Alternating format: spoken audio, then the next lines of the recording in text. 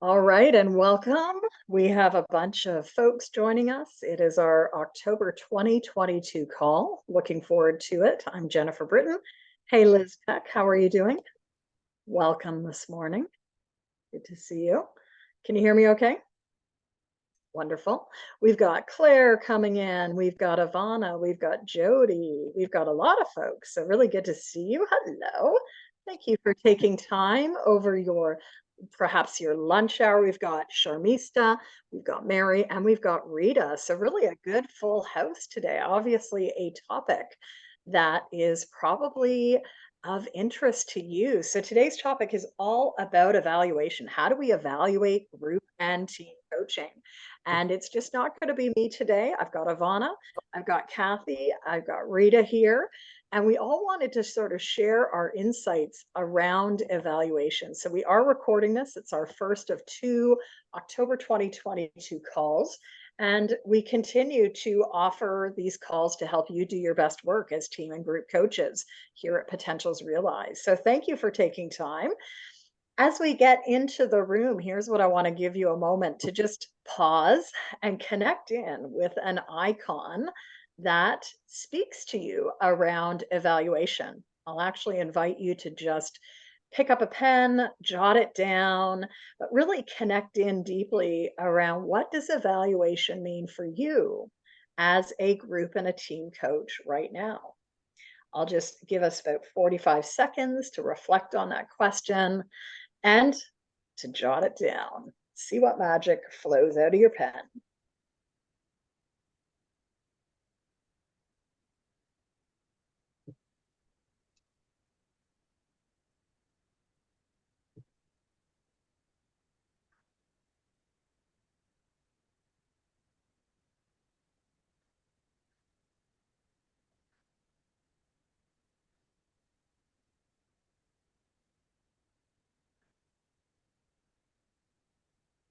So as I look around the room, I know so many of you are really seasoned group and team coaches as you continue to evolve.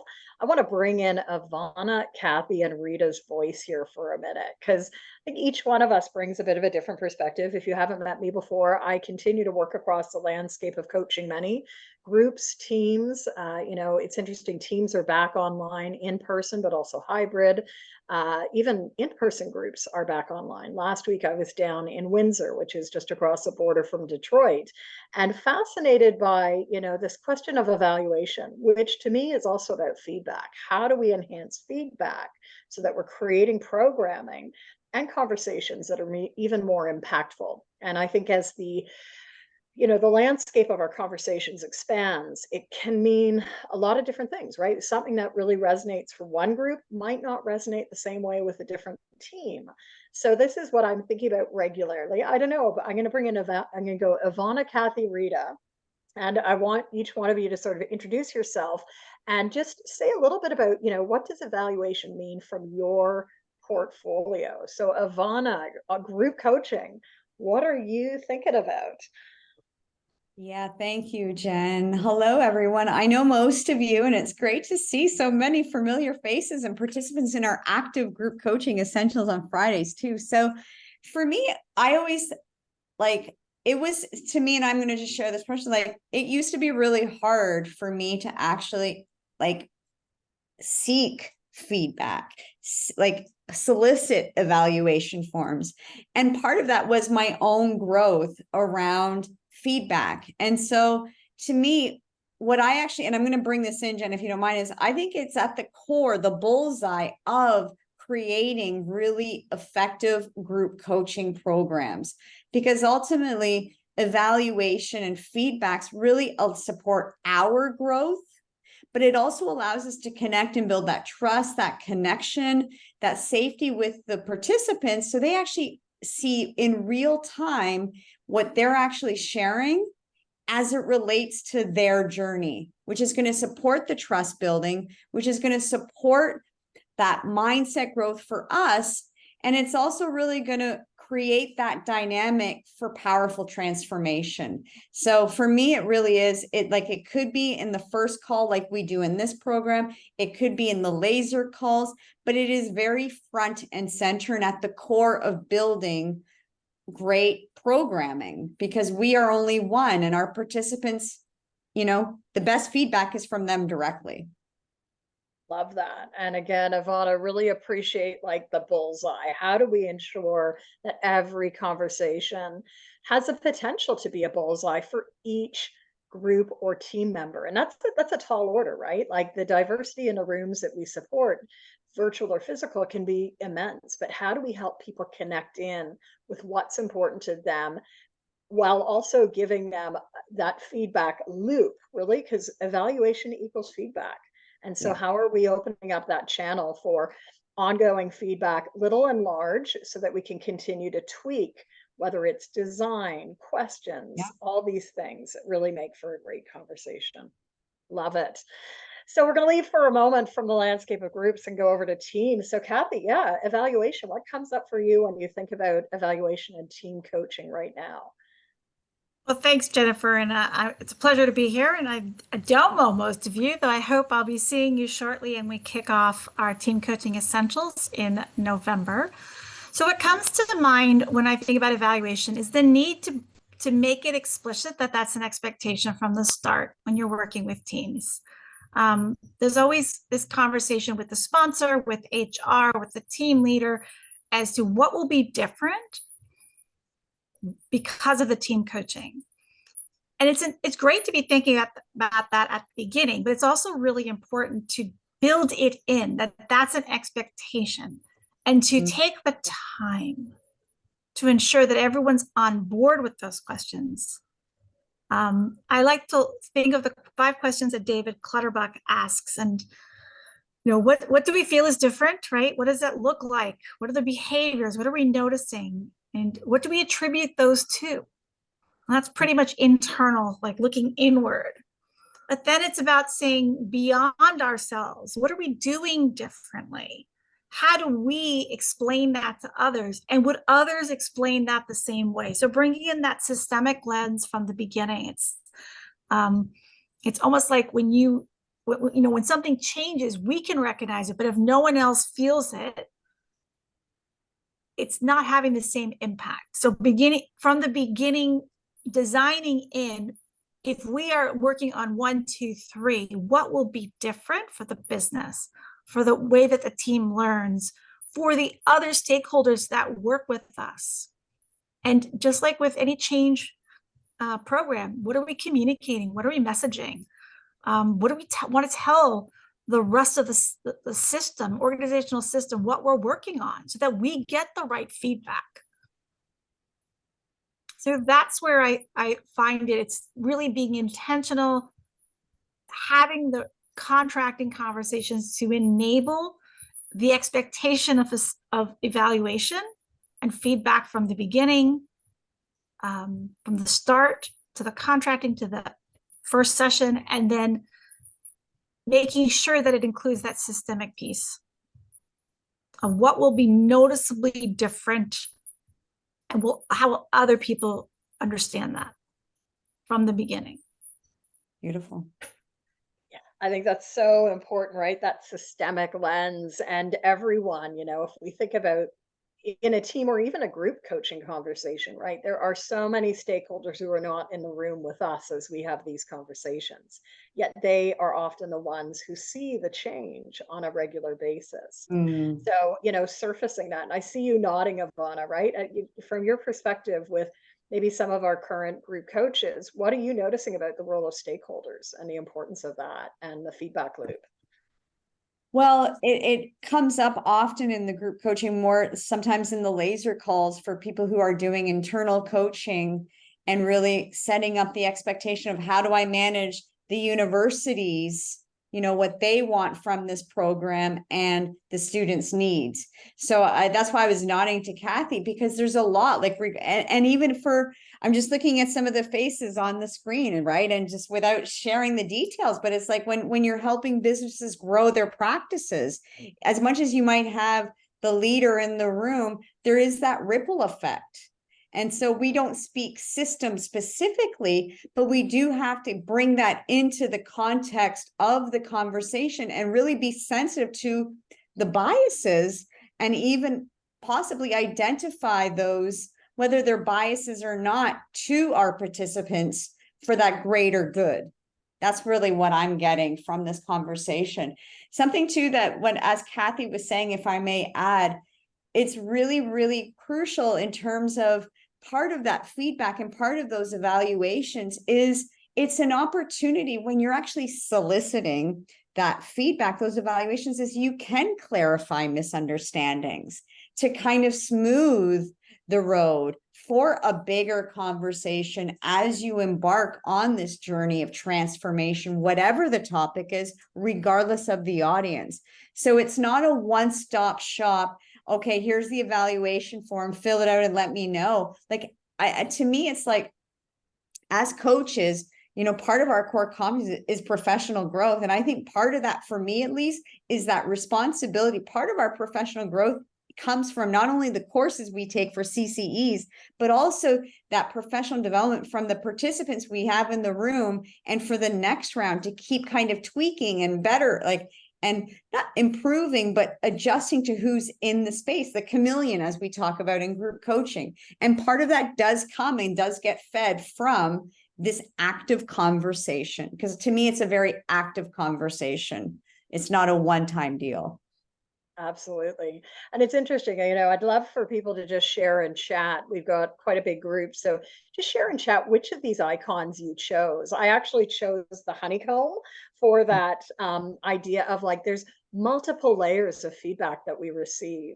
And I think, you know, across the industry of coaching, whether we're working one-on-one, group or team, evaluation hasn't played a central role. When I went to write Effective Group Coaching, you know, 13 years ago, it really was in part because I was curious as a practitioner what was working and what was not.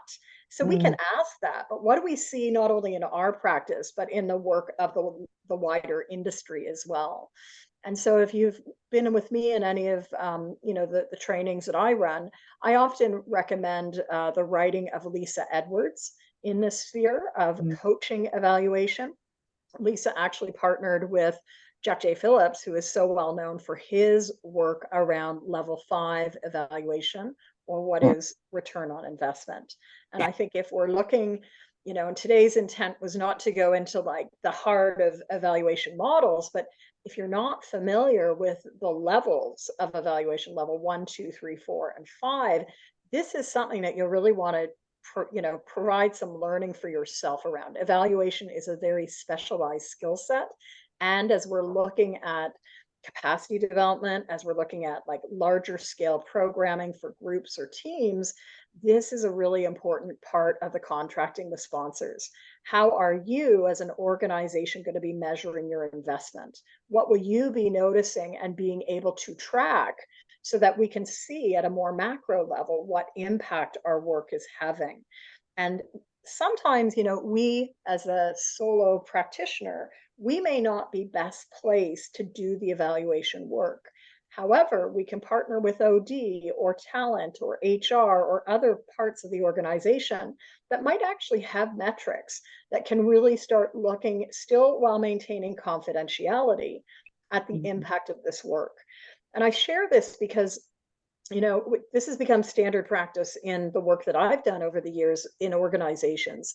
Inevitably, you know, a sponsor will say, well, how are we going to measure this? And they look to you as the coach to be the expert. And I usually sort of turn it around and say, listen, you have a whole department. Who in your department specializes in evaluation? Can we have a multi-layered or a multi-way conversation to start looking at these things as we embark on this journey? And that was the case back in 2015, 2016, as I embarked on a one-year project with the Scarborough Hospital. And that project, which involved coaching skills training for leaders for about 150 people across their hospital, it won a PRISM Award for excellence in coaching because we, and mostly the organization, was able to track the impact of the work that we had done. It wasn't me coming up with the framework, but it was me saying in that first meeting, how are we going to look at the impact of this work? Because to take 150 people through coaching skills training at all levels, clinical and non-clinical, this has the potential to transform how you operate as an organization. And so again, it was their ownership and the, the pride of getting not only a Prism Award, but then that same program won a national award for excellence around curriculum design. And once again, the reason why it was even in contention on a national level here was because of the data, because of the metrics that we had. So we don't have to be the expert, right? We may not be the expert, but how do we either collaborate with the experts in an organization or find others? So Sharmista, I know you've raised your hand. We're going to also hear from Rita in a minute, but let's go to your quick question. What are you curious about or thinking about, Sharmista? I hope you don't mind my interrupting with the question, No, go for it. Jennifer. Right. Just wanted to have an example of what kind of measures Scarborough Hospital used for that project. So they did an annual, a biannual actually, engagement survey. Again, a lot of these organizational, engagement surveys are just one of many sort of KPI and other tracking events that organizations have access to. And so they were able to look and isolate certain components of that engagement research because needless to say, or needy to say, our programming fit within, like, let's call it year 0 was engagement survey. And then this initiative started at, let's call it sort of month 6, month 8, and then ran for almost a year and a half. And then they were able to measure again with their biannual survey right after this. So it's much more technical than that, right? And as again, I have a science background, and I was just saying this at a university this weekend, like, correlation does not equal causation, right? We want to be very careful that we're not attributing certain things to things that really do not have an influence. However, I was quite confident in working with their team. They have a team of data scientists that were able to really look at all these measures. And so we, as the coach, really just need to be able to, understand evaluation in sort of a broad strokes frame so that we can have those conversations and often ask the questions to help further the thinking, right? I am not the expert on evaluation. So useful, Sharmista? All right. And I think you've sparked a question from Mary Garrett. So Mary, let's go to you, and then we'll go to Rita with another sort of slice on all this. How are you today, Mary Garrett? Great. It's so good to be here. Good to have you. Kathy, I had a question for you because you started off and you laid out a bunch of questions, and then you talked about the systems questions and when you're contracting. So I grabbed those, but I missed the first questions that you talked about in evaluation, and I really loved them, but I wasn't quite ready to take notes. Okay, great. So the first, they all come from the work of David Clutterbuck. So I will put the link in the chat, and his is in an evolution of his work, right?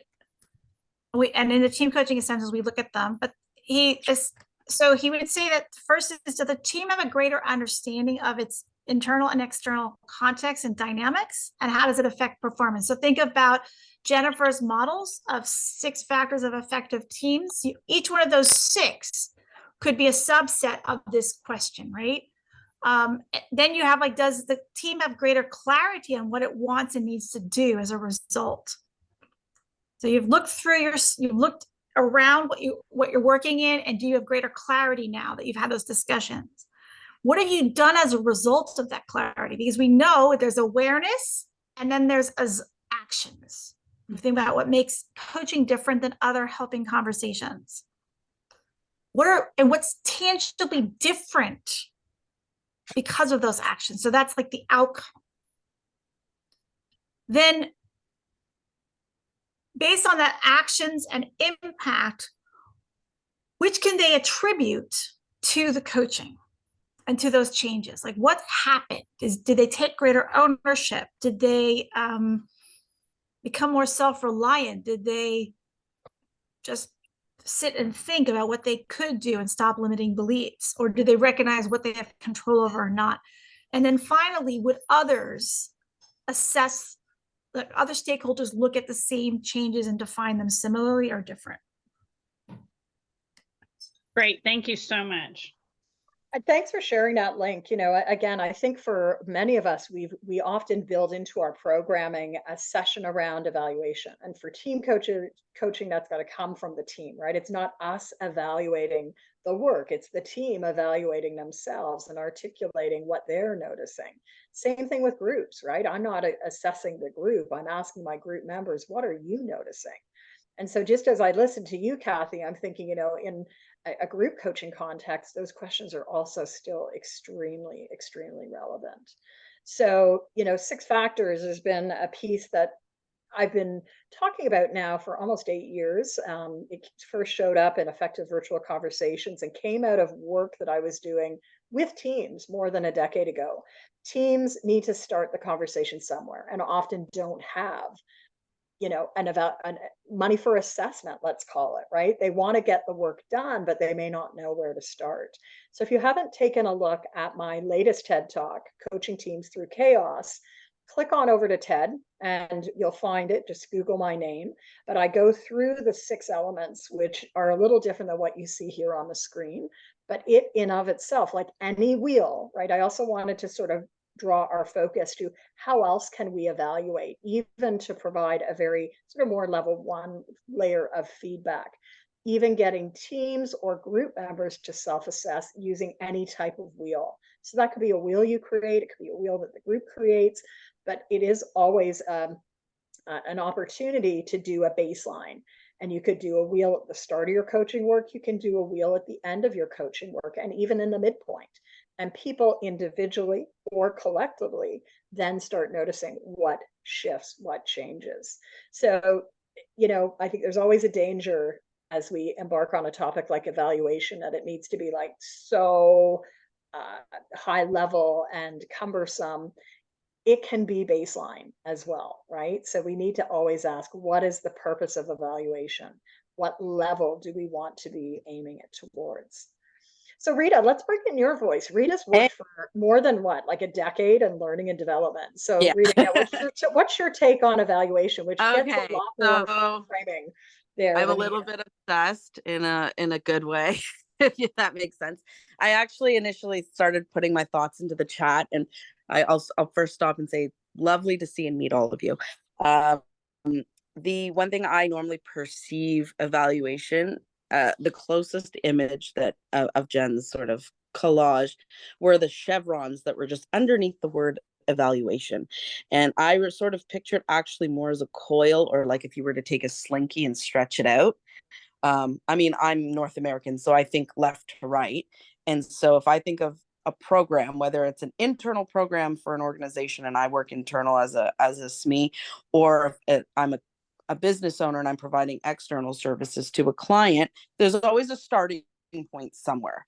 And then once you get a program up and running, there should always be evaluation in many different points of that cycle, whether you're running particular cohorts of a coaching program, or you're doing cycles of different cohorts of people going through a particular leadership development program, as an example. You should always try and pin in the milestones and think of it in terms of a continuous feedback loop, and perhaps consider agile project management to manage where you'd like to put those little milestones in. As well, coming from a hospitality background, having worked in the gaming industry for about 5 years, I always look at anything I do, no matter who it's for, as a service, and the approach and the goal is always service excellence. And you can't achieve service excellence, you can't develop relationships that are genuine if you don't have a continuous feedback loop that goes in every direction. Up, down, side to side, back, front, backwards, whatever it is. So by building in those mechanisms into your program, then you know that it's already there. And then it also brings the focus to the client, to the service, to the program itself, and not so much to yourself. So it's easier to not get personally offended if some people are afraid to receive feedback. You can take yourself a little bit out of the equation through the design process. And then that way, when it comes, you can figure out, okay, this is information that perhaps I wasn't expecting. Might have come as a bit of a surprise, wasn't as predicted in the hypothesis. Okay, now what do I do with it? How do we pivot with this? An example would be, maybe an organization would have preferred to have part of their part of their solution to be blended and they want certain pieces of it now to be done virtually. Okay, let's figure out how to do it. Right. So it just takes a little bit of flexibility and understanding that it's just a part of delivering a service. I hope that made sense, Jen. Well, I think it did, right? And again, like, are we building in some evaluation? And we hope that today this just like sparks your curiosity about what's possible. So whether it is evaluation on a programmatic level using agile methodology, and Rita, is there a resource you'd recommend around agile that's a sort of a good, quick go-to basic introduction primer? Not offhand. It's not coming to me, but I'm picturing the front of the book. So let me get back to you on that and see if I can find something link-wise that I can share with the group. Because if you're not familiar with Agile, the beauty of Agile is it's based on rapid iteration. And to get that rapid change, we have rapid cycles of feedback. So you may be familiar with, in years ago as an experiential educator, we called it debriefs. Agile educators call it a retrospective, just taking a look back. What worked, what didn't work, what changes do we need to make? In essence, those are always the core questions of Agile. And if you even think about our end of first call, right, in group coaching essentials, what worked well, what are you taking away, what should we do differently? So chances are you're already asking some layer of those questions. And I hope you, like I have always been, are fascinated with, like, every group is different. Some groups love a fast pace, other ones want a slow pace. We want to always be open to what is going to best serve the group. So as we get into our last few minutes together, Jen, may I add something to that? do. Just to kind of reinforce the message. What I'm heard both from you and Rita is really feedback and evaluation is very participant centric. Yeah. And if you think about our role as coaches, I would assert, and Kathy and Jen, correct me with team coaching, but it is very client participant centric and in a different role. And so just reinforcing a point that Rita says is the evaluation, the feedback loop is not about you as a coach. Bring it back to the behaviors. Support the behavior, support the conversation. Because I know our egos, especially as you're newer in group coaching and new in team coaching, it is a very vulnerable space. And in order to really excel and grow and strengthen those muscles, evaluation and feedback is part of it. So think about how you can do it in a way that, if that is a sensitivity to you, how can you form those questions? You're more than welcome to share our questions and just be acknowledge of the IP, because these are ours, and just give some credit. But it is very powerful because it really supports that continual conversation to happen. So just wanted to add that, really kind of reinforce some of those key messages as it relates to our role as coaches. Thanks, Jen. Yeah, thanks, Ivana. And again, I think, multiple layers to today's conversation. It's not just about creating an evaluation framework. It's also about the self-evaluation. So we talked a little bit about, everyone has probably in their coaching toolbox or pocket one or more wheels where you could bring that in to help a group have a conversation. I brought this graphic in to also just maybe just for 1 minute, like, tease out any differences you see between group and team coaching, right? We've sort of talked a little bit about the fact that there may be different layers, perhaps, or not. Stakeholders are more front and center in a team coaching engagement. But I also would assert that in great group coaching, we have the stakeholders there. And in fact, there might be like 6 sets of stakeholders that are being impacted by a group coaching conversation. But Kathy and Ivana, do you see any other distinctions between group or team coaching that you think is important to note in terms of evaluation? Sort of putting them on the spot here. Yeah, what do you see, Kathy? So there's a journey and arc for both of these types of coaching, right? But with group coaching, it might be more structured, meaning, if you're in that arc, session 1, you might be focusing on this, and session 2, you might be focusing on this, because people have come together around a shared theme, and that theme is known before you get there. You contract with the group about how to work together, how to learn together, how to be together, but you know the theme before you arrive. In team coaching, and I'm gonna also throw in supervision, we don't know till we get there what we're going to focus on. That doesn't mean you might not have touch points through the arc of the conversation, but you can't give someone a plan of week 1 we're focusing on this, week 2 we're focusing on this, and that is amazing. And the same with supervision groups, that you it's not possible to do that because inherently the team has to select where they want to go, where they want to steer, and you're there to support. Yeah. If I may add, because I think everything that Kathy said is so spot on, and there's those idiosyncrasies, right? So what I heard Kathy say is all true. And in group coaching, there is still a little bit of that because we're working at the pace of the group. So we might have that roadmap, and yet we don't know what we don't know. And so that's where that chameleon, that flexibility to what's in the group. And I think what the reason why I love groups is that there's that common theme, but they're still individuals in their own journey. So as the group coach, you really do need to be mindful and sensitive to that. And also trust that people are going to get what they're going to get. And it's not up to us as the group coach to make sure everyone gets to the finish line or know what the finish line is for anyone. And so that's, to me, that's why it's reinforced that evaluation of, are we in our individual,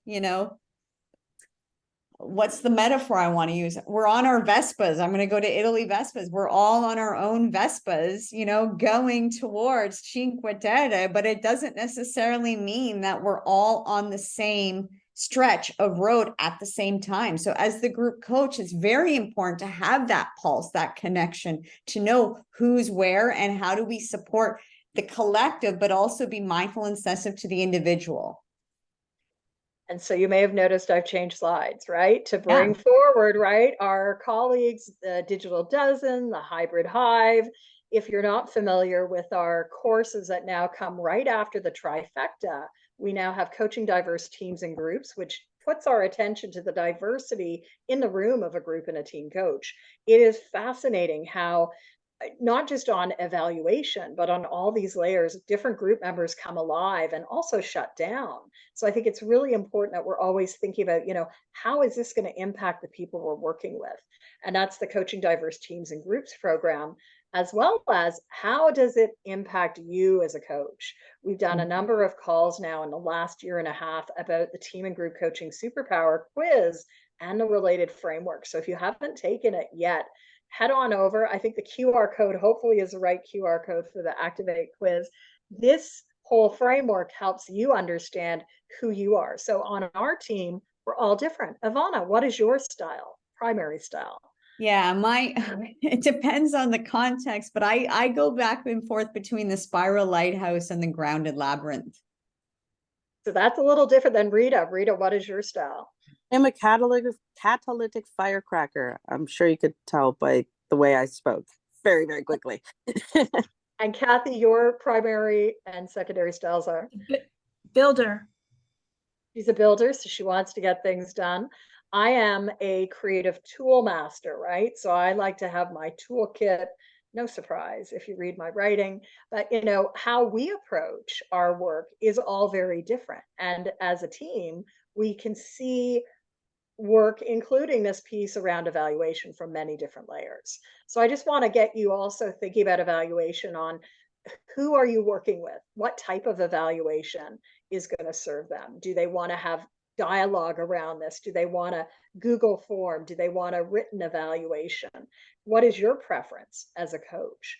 But regardless, make sure that you're spending some time asking the question, because it's only going to serve to create an even more powerful container for the coaching conversation. So earlier we referenced the whole 6 factors. If you're not familiar with this, you'll see it in Team Coaching Essentials. It's again at the baseline of our other programming as well. And a lot of coaches are really choosing that, you know, I want to keep learning so that I can have this tool to take in for teams. So it is a self-assessment team for a self-assessment tool for teams to identify where they are in these core elements of team effectiveness. And I think that's about it for today. So we are just at the end of our call. I'm going to stop our share so we can see each other because we've had amazing people showing up. What are you taking from the call today? Maybe we'll put this in chat, but I just want to give you an opportunity to share feedback with us. What is the one practical thing that you feel you can put into action as a result of today's call? That's always helpful. And again, the practicality of these calls hopefully is something you see all of us at Potentials realized about, right? The theory is important, but so is the practice and good practice. So let us know what your practical take forward is. I'm curious to see across this group of group and team coaches. We've got Sharmista, who's going to read Lisa Edwards' work on evaluation. Excellent. Liz is going to design evaluation at the very beginning. Matilda, hey, Matilda, brainstorm new evaluation questions around behaviors. And one framework we didn't touch on today, but if you've been with me on any of the Reconnecting Workspaces calls, the iceberg, right? We can use the iceberg frame to really be going above and below the waterline on where are teams, where are groups in those behavioral results and sort of invisible but very important areas. Mary Garrett says, have conversations with my new team coaching work next week about evaluation. Yeah, start early. And even if you're midstream, it's never too late to start. Jody indicates contract with group from the very beginning on need for feedback. And Ivana says her takeaway is to look at Clutterbuck as it relates to groups. Yeah, I think David's questions are really good group, team, individual, right? Like we don't operate in a vacuum. So how are we really making the systems piece come alive? So thank you very much for joining us. We've got bi-weekly calls scheduled throughout this month. So we're back together in 2 weeks. Rita's popped the quiz in there for Activate Your Superpowers so you can figure out what kind of coach are you and how might that influence how you go forward with feedback. Want to put a date out as well. Tentatively right now, our year-end holiday party is going to be December 19th. I know it might feel like a little early to be talking about that, but this has become sort of an annual tradition of wrapping up the year, taking a look back at what the trends have been and looking ahead. And I think group and team coaching continue with this explosive growth. I've said it since 2009, but every year it's growing and growing and growing. So we'll have a 3-hour learning platform that day, a live call, which we hope you can join us December 19th. It's a Tuesday. And Jody asked, can we access these slides after Zoom ends? Well, you'll see them embedded, Jody. So if you're not familiar, all of these calls will be uploaded to Effective Group Coach YouTube. You can look up today's topic of evaluation. I would also say for the month of October, and it started yesterday, I'm doing a 30-day challenge on developing YouTube shorts. So if you're not familiar with shorts, it's a 60 seconds or less idea around group or team coaching. And I just launched the first one yesterday. You'll see 30 of them come out this month. So if you're not a subscriber yet on YouTube, definitely subscribe to Effective Group Coach. And these are going to be 60-second like hot tips. So yesterday's hot tip was don't forget about storming, right? Storming in groups and teams. It's not always a bad thing. It actually means that people are leaning in and give a care, which is a pretty important thing in today's world of disengagement. So stay tuned. Thank you, everyone. Thanks, Ivana, Kathy, Rita, and all of you for joining us. We'll see you hopefully in 2 weeks for our next call on AI. So artificial intelligence and group and team coaching is the topic in 2 weeks. We hope you'll be back. Same Zoom room, 12 noon Eastern on Tuesday, 2 weeks today. All right, everyone. Take care. See ya. Bye, everyone. Bye. Bye.